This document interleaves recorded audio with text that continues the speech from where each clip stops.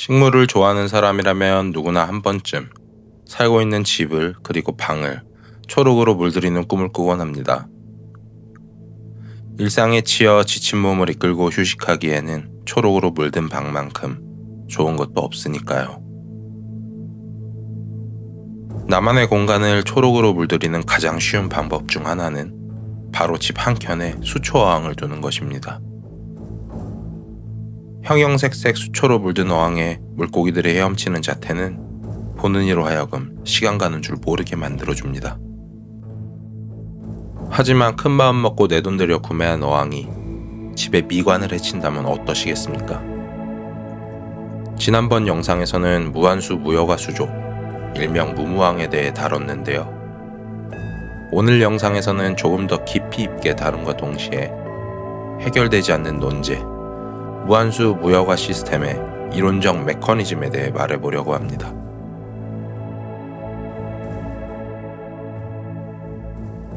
환수와 여과를 하지 않는 어항을 물고기의 배설물이나 사료 찌꺼기로부터 지킬 수 있는 유일한 방법은 탈질입니다.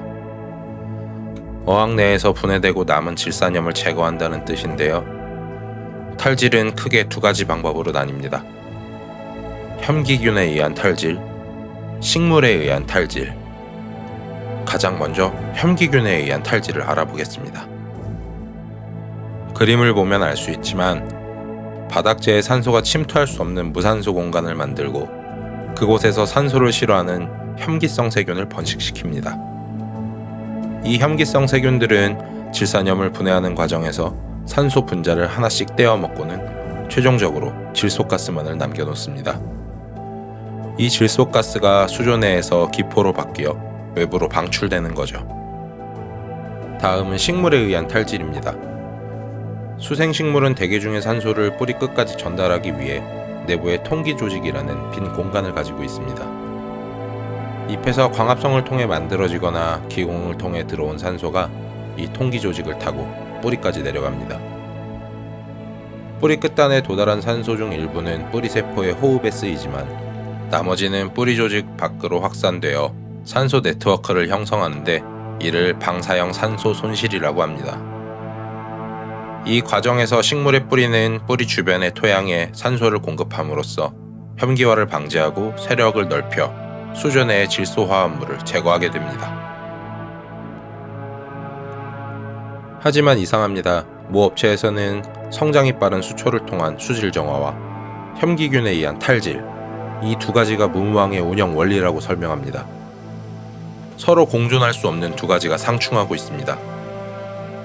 식물 정화 능력에만 의존하여 식물 세력 확장을 유도하면 방사형 산소 손실을 통해 자연스럽게 토양에 산소를 공급하게 되고 이는 곧 혐기화의 방지로 이어집니다. 불은 피워야 하지만 불이 나면 안 되니 물을 뿌리라는 말처럼 들립니다.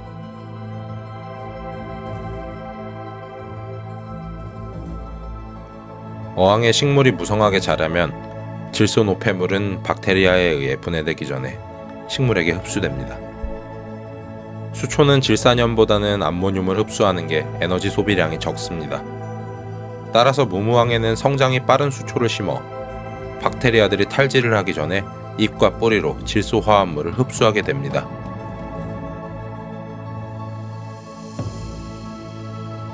탈질균은 혐기 공간만 주어진다고 해서 번식하지 않습니다. 먹이가 되는 유기탄소 또한 풍부해야 합니다. 일반적인 어항의 바닥재 환경에서는 혐기균이 유의미하게 활동할 만큼의 탄소원과 무산소 공간이 동시에 정밀히 유지되기는 어렵습니다. 따라서 무무항에서의 탈질은 거의 식물에 의해서만 이루어진다고 봐야 합니다.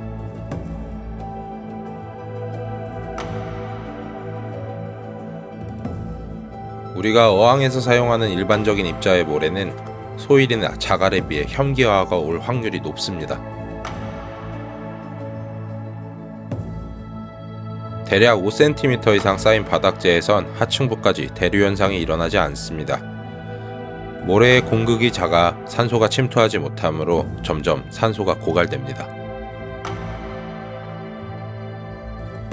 물고기의 배설물이나 사료 찌꺼기, 죽은 수초 등이 모래 틈새에서 썩기 시작하면 호기성 세균들이 유기물 분해를 위해 산소를 급격히 소모합니다.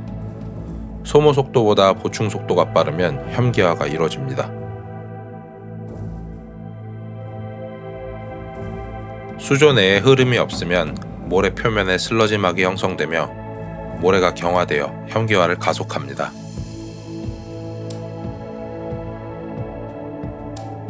고온일수록 산소 포화도가 낮아지며 동시에 미생물들의 대사활동도 활발해지므로 산소 소모가 가속화됩니다.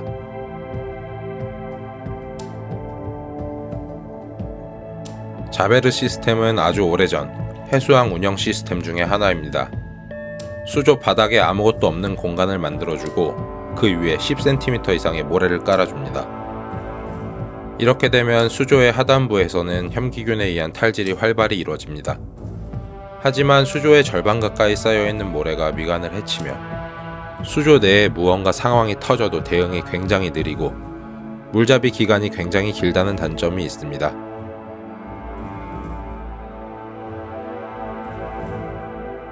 오래된 수조 증후군은 겉보기엔 아무 이상 없는 어항이지만 이미 수질 수치가 한계치까지 무너져 있는 상황을 뜻합니다. 이 경우 새로운 생물을 투입하자마자 죽어나가는 경우도 있습니다. 올드 탱크 신드롬은 수조 내의 암모니아가 질산염으로 분해되는 과정에서 수소이온을 방출하게 되는데 발생된 수소이온이 경도를 소모하고 물의 완충 능력이 사라져 pH를 곤두박질시킵니다.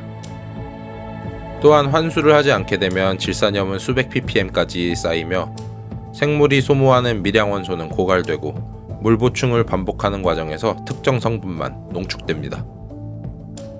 그로 인해 기존 생물은 서서히 악화되는 환경에 죽지 못해 버티고 있고 이는 곧 면역력과 건강기능 저하로 이어집니다. 또한 새로 들어온 물고기는 낮아진 pH로 인해 pH 쇼크가 올 수도 있고 높은 질산염으로 인한 삼투압 쇼크가 올 수도 있습니다.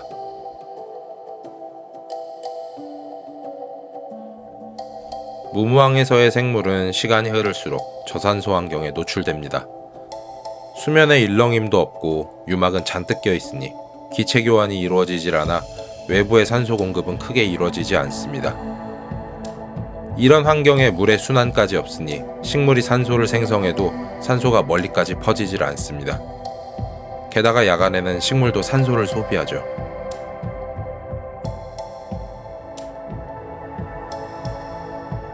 환수가 이루어지지 않는 환경에서 식물마저 질산염을 모두 소비하지 못한다면 무한히 축적되는 질산염에 의해 수질은 오염됩니다. 또한 지속적으로 소비되는 미량원소가 추가로 투입되지 않으면 언젠가는 고갈이 될 것이고 이는 식물의 성장 멈춤 및 괴사로 이어져 수질 오염을 초래합니다. 앞서 말한 경도 버퍼의 부재 또한 pH 스윙이라는 결과를 낳습니다. 따라서 무무항이 올드탱크 신드롬을 피할 수 있는 방법은 1. 극저밀도 합사 2. 추가적인 미량 원소 공급이 있습니다.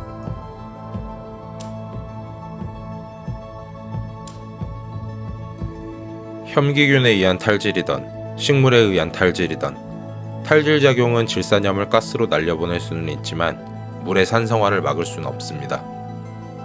실제로 무무항을 건강하게 장기 유지하는 방법은 RODI 필터를 거쳐 초순수물을 뽑아내고 생물들이 원하는 미량원소를 투입해주는 방법입니다.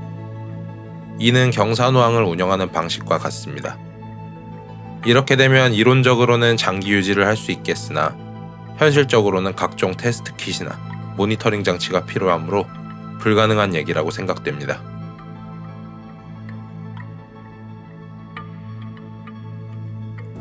업체에서 무한수어항 세트에 포함되는 식물들은 대부분 초보자용 수초라고 알려져 있는 수초들입니다. 생명력이 강하고 적응 스펙트럼이 넓어 쉽게 죽지 않는 수초. 대표적으로 발리스네리아나 붕어마름, 아마존 프로그비트 등이 포함됩니다. 이 식물들은 성장 속도가 빨라 수조 세팅 초반의 현기화를 방지하기에 좋습니다.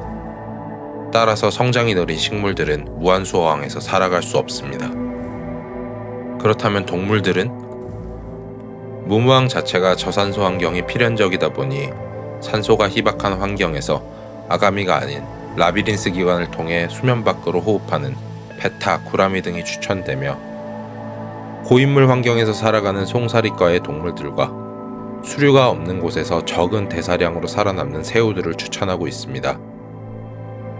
환경이 이렇다 보니 용존 산소량이 높거나 수류를 요구하는 생물들은 사육이 불가능하죠.